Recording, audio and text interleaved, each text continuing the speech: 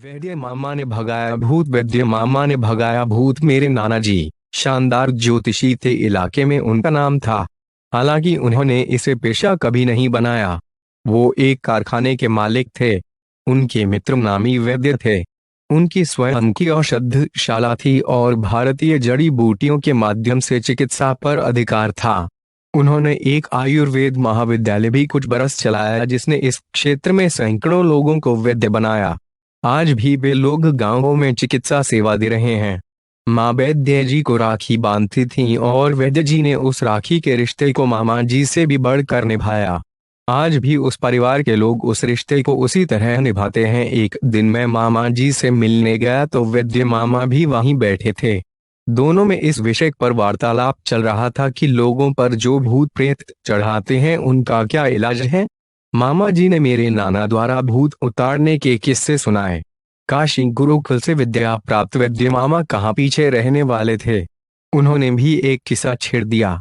यह किस्सा मुझे इसलिए भी स्मरण रहा क्योंकि यह उस औरत पर से भूत उतारने से संबद्ध था जो उस मकान में रहती थी, जिसके पास के मकान में मैं पैदा हुआ था। उस औरत को अचानक भूत चढ़ने लगा।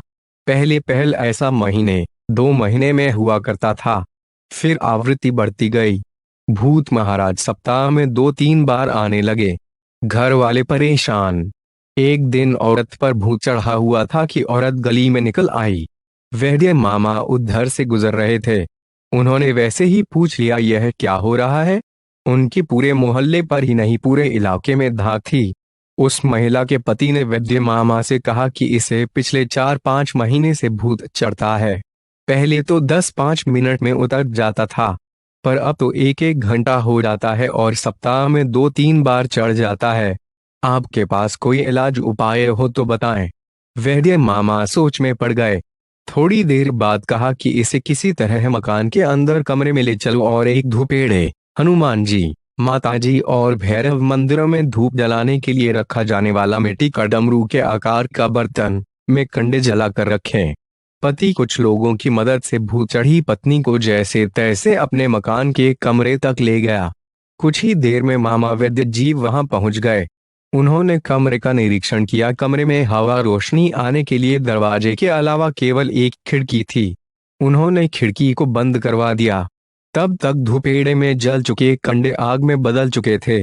वैद्य जी ने उस आग में कुछ डाला तो तेज गंध आई।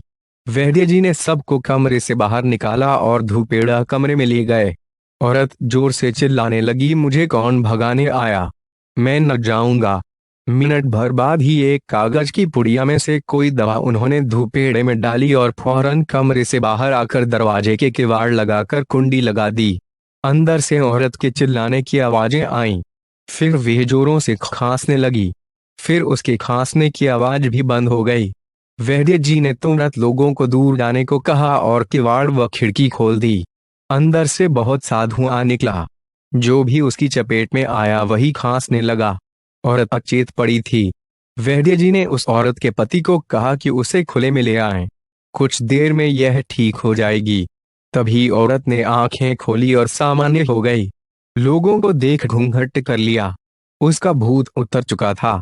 वैद्य मामा ने जब किस्सा सुना चुके तो मैंने पूछा, आखिर आपने किया क्या था। कहने लगे, मैंने बस थोड़ा सा लाल मिर्चों का पाउडर धूपेड़े में डाला था, जिसके धुएं से औरत बेहाल होकर बेहोश हो गई। होश में आई तो उसका भूत उतर गया था और उस औरत को कुछ हो जाता तो। मैंने पूछा, मैं वहीं था, इलाज कर देता, फिर कभी उस औरत को भूत चढ़ा या नहीं।